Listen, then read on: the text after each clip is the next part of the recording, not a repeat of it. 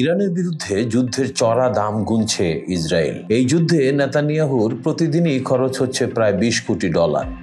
প্রতিটি ক্ষেপণাস্ত্র প্রতিরোধ, প্রতিটি যুদ্ধ বিমানের উড্ডয়ন, প্রতিটি বোমা বর্ষণ সবকিছুর পিছনেই জমা হচ্ছে কোটি কোটি ডলারের হিসাব। অথচ যুদ্ধের শেষ কোথায় তা জানে না কেউই।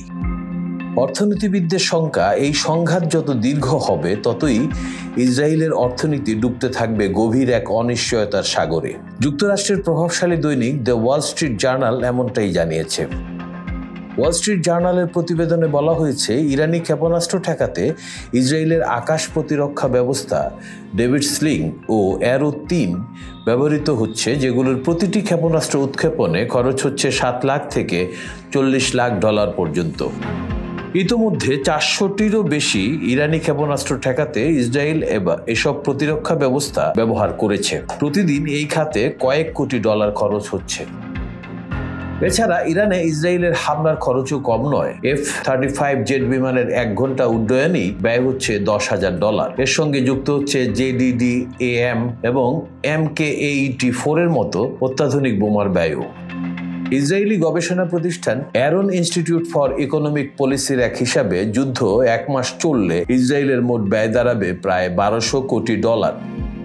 গবেষকরা বলছেন, গাজা বা হিজবুল্লাহর সঙ্গে যুদ্ধের তুলনায় ইরানের সঙ্গে চলমান এই যুদ্ধ অনেক বেশি ব্যয়বহুল হয়ে উঠছে। যুদ্ধের আর্থিক চাপ ইতোমধ্যে দেশটির অর্থনীতি ও অবকাঠামোতেও পড়তে শুরু করেছে। ক্ষেপণাস্ত্র হামলায় ক্ষতিগ্রস্ত শত শত ভবন পুনর্গঠনে লাগবে প্রায় $400 মিলিয়ন। সবচেয়ে বড় তেল শোধনাগার আংশিক বন্ধ রয়েছে। থমকে গেছে কয়েকটি গুরুত্বপূর্ণ প্রকল্পও। তবে পুঁজিবাজার এখনো স্থিতিশীল। বিশেষজ্ঞরা মনে করছেন, যুদ্ধ যত দীর্ঘ হবে অর্থনীতির ক্ষতির মাত্রাও তত বাড়বে। তবে প্রধানমন্ত্রী নেতানিয়াহু যুদ্ধ থামানোর কোনো ইঙ্গিত দেননি।